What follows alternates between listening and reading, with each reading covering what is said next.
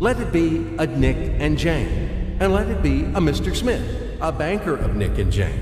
They both keep their money in his bank. That's why we use the title Mr. Smith with respect.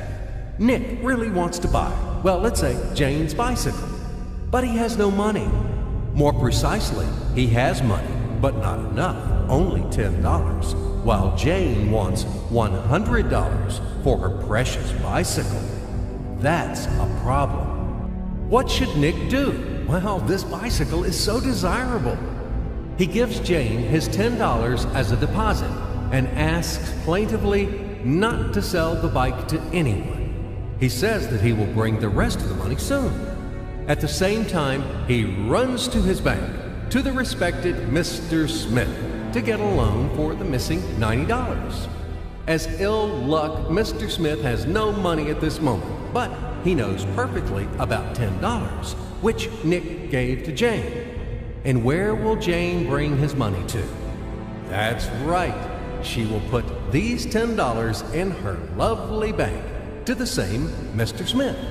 Therefore, Mr. Smith asks Nick to come back tomorrow in the hope that tomorrow he will get these $10. And everything happens this way. The next day, Jane brings $10 to the bank. The bank provides Nick these $10 on credit. Nick immediately gives them to Jane. She again puts them in a bank. The bank again provides Nick these $10 on credit, etc. As long as Nick the fool will gather enough money for the bicycle. Don't you get confused yet? Be patient, I told you. These demons have been trying to confuse you during 1,000 years. These damn economists and financiers. But anyway, we will figure everything out. So what do we have in the end? Nick finally got the bike from Jane. Wow! But at the same time, Nick owes $90 to the bank, Mr. Smith, and the bank, in its turn, owes $100 to Jane. In other words, those $10, which existed initially, have magically turned into $200, $190 of debts plus real $10.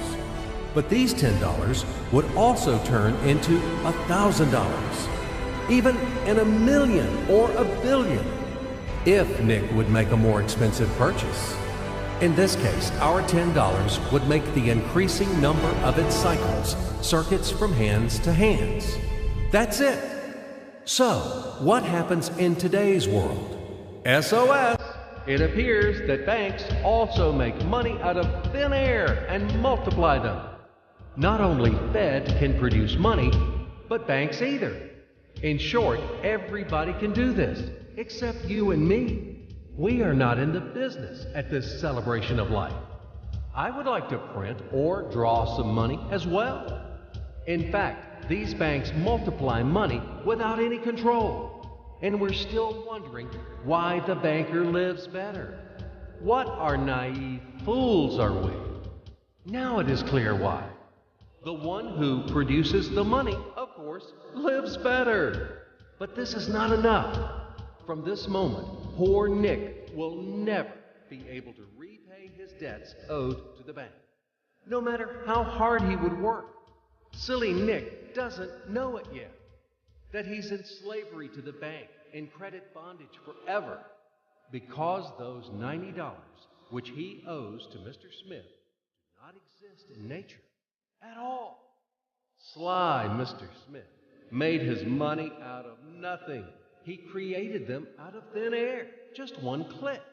And $10 turned into $200. Yes, but you can object